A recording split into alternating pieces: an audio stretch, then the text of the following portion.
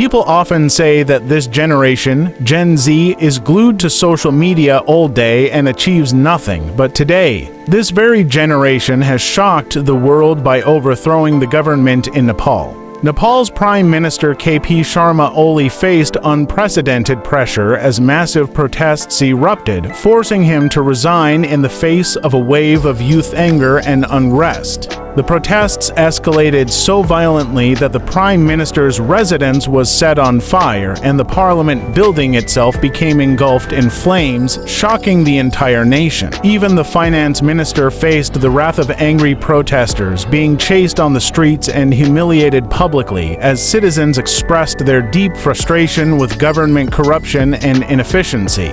In the midst of chaos, a tragic incident struck when the wife of a former Prime Minister died in a fire at her home, adding to the nation's heartbreak and intensifying anger across the country. Some wore school uniforms, others college attire, but all shared the same purpose: to demand justice, reforms, and accountability from a government that had long ignored their voices. To truly understand the protests, we must examine the events of September 8, 2025, when thousands gathered in Kathmandu, primarily youth aged 20 to 25, united under the banner of change and democracy. The march, initially peaceful, symbolically started at Madigar Mandala, moving toward the parliament, highlighting how even non-violent demonstrations can transform into powerful movements when met with oppression. However, the government deployed police forces, using water cannons, tear gas, and rubber bullets, turning a peaceful march into a battlefield and sparking confrontations that would shock the entire nation. As clashes escalated, some protesters entered the parliament premises, shocking the nation and signaling that youth determination could not be ignored. As they courageously confronted authority demanding reforms and justice in a country struggling with political instability, the police responded with real bullets, not rubber ones, resulting in at least 19 deaths and over 400 injuries, including a tragic loss of a 12-year-old child, marking one of the darkest moments in Nepal's modern history. Videos and images of police brutality went viral on social media, fueling nationwide outrage and uniting Gen Z in an unprecedented show of solidarity demanding accountability and systemic change. The next day, September 9th, the protests intensified, spreading to major cities like Pokhara, Biratnagar, and others, showing that the movement was not isolated to Kathmandu but had become a nationwide wave of change. Government buildings were attacked, including the Prime Minister's office set ablaze and the Parliament building engulfed in flames, leaving the country in shock as citizens witnessed the collapse of authority before their eyes. The Finance Minister was dragged on the streets, humiliated, and beaten by protesters, a moment that symbolized public anger and frustration boiling over, demanding immediate change and transparency from those in power. Facing mounting pressure and an uncontrollable wave of protests, Prime Minister Oli resigned, marking the end of his controversial term and sending a strong message that youth activism cannot be silenced in modern Nepal. However, the protests did not end with his resignation. Instead, they continued to spread across the country, highlighting deep-rooted political, economic, and social issues that had long been ignored by successive governments. To understand the roots of these protests, we must explore Nepal's political history, a young democracy where monarchy ended in 2008, yet political instability has remained a recurring problem. Multiple governments have formed and fallen since then, and KP Sharma Oli served several terms as Prime Minister, often criticized for corruption, inefficiency, and failing to address growing youth unemployment and inflation. The economy has been deteriorating steadily, with youth unemployment rising sharply, inflation soaring, and basic education and healthcare services failing to meet the needs of the population, creating a perfect storm of frustration that Gen Z could no longer ignore. Gen Z, active and vocal on social media, became the voice of the voiceless, highlighting systemic corruption, poor governance, and the urgent need for reform in a country long plagued by political mismanagement. The immediate trigger was an NGO-organized event, but the deeper reasons included inequality, corruption, failing infrastructure, and the frustration of young people unable to secure jobs or basic services in their daily lives. Contrary to rumors, there was no government-imposed social media ban. In fact, protesters actively used platforms like Facebook, Twitter, and TikTok to share videos, organize rallies, and mobilize supporters nationwide.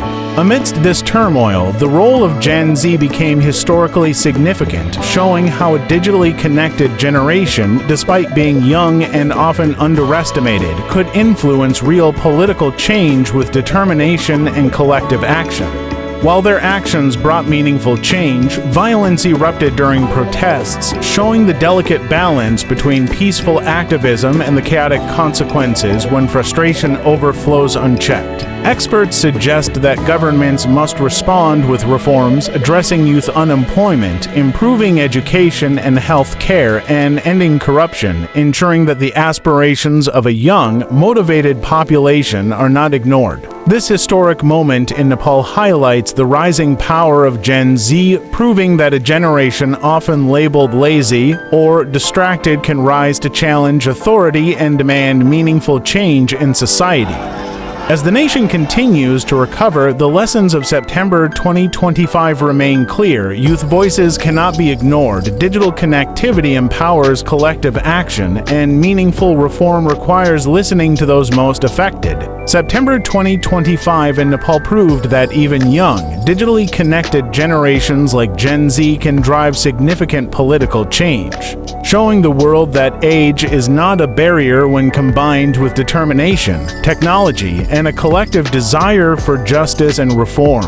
The events remind governments globally that ignoring the voices of the youth can lead to unexpected upheavals, social unrest, and a powerful movement capable of reshaping leadership and policy across an entire nation. While Nepal's Gen Z achieved a historic victory, they also faced criticism for violence during protests, emphasizing the importance of balancing passion and activism with safety and the avoidance of unnecessary harm. Many international organizations praised the peaceful aspects of the movement, recognizing that young people can mobilize quickly through social media, turning digital awareness into tangible political action capable of influencing real-world decisions. The incident also highlights the need for governments to engage youth in policy-making, listen to their grievances, and implement reforms that address unemployment, inflation, and social inequalities before frustrations escalate into unrest. The resilience of Gen Z in Nepal serves as inspiration globally, demonstrating that even seemingly underestimated generations can mobilize rapidly, influence governance, and demand accountability in a way that traditional political mechanisms often fail to achieve. The story also emphasizes how technology and social media can empower citizens, particularly the youth, by providing platforms to share information, organize events, and highlight issues that traditional media might overlook or underreport. As Nepal recovers, the nation and the world observe the long-term effects of youth activism, wondering how digitally empowered generations will continue to shape politics, challenge corruption, and demand reform in societies everywhere. The events in Nepal have rewritten narratives about Gen Z, shifting perceptions from a generation obsessed with trivial content to one capable of leading social and political movements that demand justice, transparency, and reform.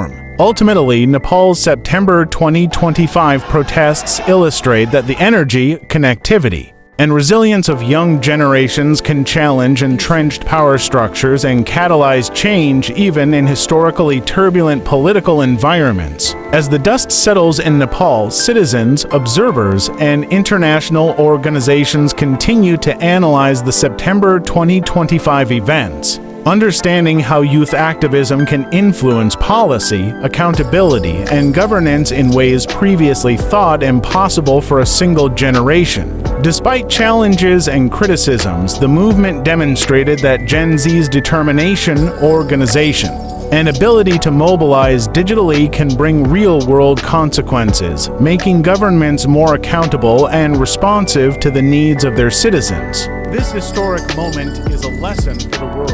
Never underestimate a generation, especially one that is connected, informed, and willing to fight for justice, equity, and systemic reform in society. For Nepal, the September 2025 protests have triggered a reevaluation of governance, policies, and youth engagement, showing that meaningful dialogue with young citizens is essential for political stability and societal progress. Gen Z's success in mobilizing across cities, demanding reforms, and achieving a historic resignation proves that determination, technology, and collective action are powerful tools for societal transformation. So, friends, the story of Nepal's Gen Z is not just about protests, it's about resilience, courage, and the potential of a generation to reshape a nation and inspire the world to value youth voices. Tell us your thoughts in the comments, like this video, share it with friends, and subscribe for more stories that reveal the power of youth and the incredible ways they can influence our world.